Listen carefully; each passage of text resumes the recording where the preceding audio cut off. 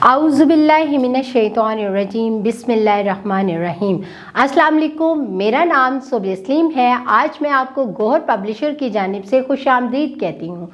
हमारा मोटो है redefining the geography of education through digital resources for conceptual learning. आज हम गौहर निदाए उर्दू जमात अव्वल का सबक नंबर 6 और सफ़ा नंबर 85 खोलेंगे और वहाँ पर होनहार बच्चे के बारे में जानेंगे। इस सबक को शुरू करने से पहले मैं असातिज़ा किराम से मुखातिब होना चाहती हूँ और उनको ये बताना चाहती हूँ कि आप तलबा को किस तरह से इस सबक को पढ़ाएं जिससे उनके अंदर दिलचस्पी पैदा हो। सबसे पहले आप तलबा से इस इन्वान के मुतालिक चंद सवालात करें, जैसा कि होनहार बच्चा किस बच्चे को कहते हैं। तलबा से पूछें, आपको पता है कि होनहार बच्चा किस बच्चे को कहते हैं। तलबा से जवाब वसूल करके उनकी हौसला अफजाई करते हुए उन्हें बताएं कि होनहार बच्चा ऐसा बच्चा होता है जिसकी हर बात प्यारी लगती है, आपको क्यूट सा लगता है, प्यारा सा लगता है। ऐसा बच्चा हर जगह कामयाब होता है और वो ज़िंदगी में हर मुश्किल से मुश्किल काम अपनी अनथक मेहनत से आसान बना देता है। अक्सर आपने देखा है ना कि आप कहते हो कि नहीं ये काम बहुत मुश्किल है, लेकिन कुछ बच्चे ऐसे होते हैं जिनको इस चीज़ का अंदाज़ा होता है कि हम इस मुश्किल काम को मेहनत से आसान बना सकते हैं और कामयाबी हासिल कर सकते हैं। वो अपने से बड़ों का कहना मानता है।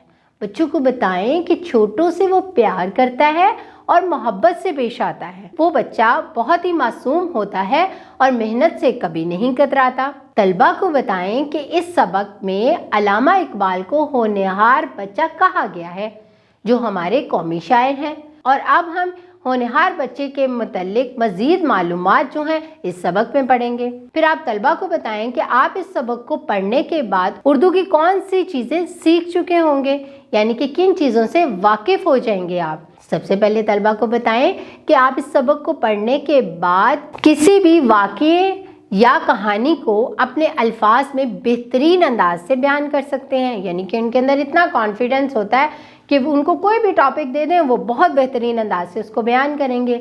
मतन पढ़कर सवालात के जवाबात फट से दे देंगे, उन्हें फ़ौरन समझ आ जाएगा कि इस मतन में क्या बताया गया और इससे मुतालिक क्या सवाल किया गया है।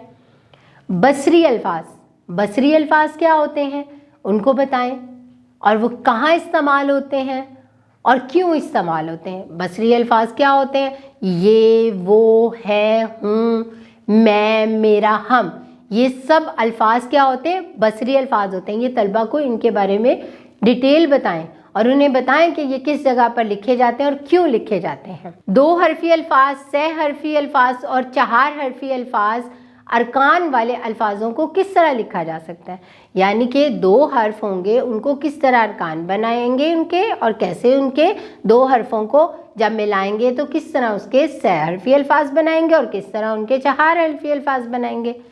ये सब चीज़ें आप तलबा को डिटेल से बताएं।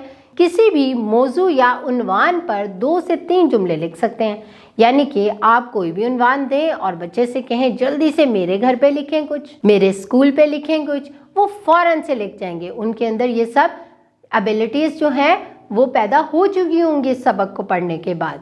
फिर वो बताएं माँ बाप के बारे में लिख सकते हैं, दादा दादी के बारे में लिख सकते हैं। इस तरह के मुख्तलिफ टॉपिक्स आप उनको दे सकते हैं, मुख्तलिफ उन्वानात आप दे सकते हैं।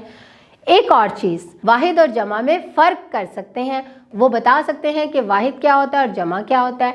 आप डिटेल से बताएं वाहिद क्या होता है और जमा क्या होता है। तलबा को पहले इनकी पहचान करवाएं, फिर अल्फाज बताएं वाहिद और जमा के। घर और स्कूल में अपनी चीज़ों को, अपने आप को किस तरह संभाल कर आपने रखना है, इन चीज़ों की अहमियत क्या है और उसको क्यों हम संभाल कर रख सकते हैं और कैसे रख सकते हैं। असातिज़ा, अब मैंने आपको सीधा चीज़ें बता दी कि आपने सबक को किस तरह बढ़ाना है।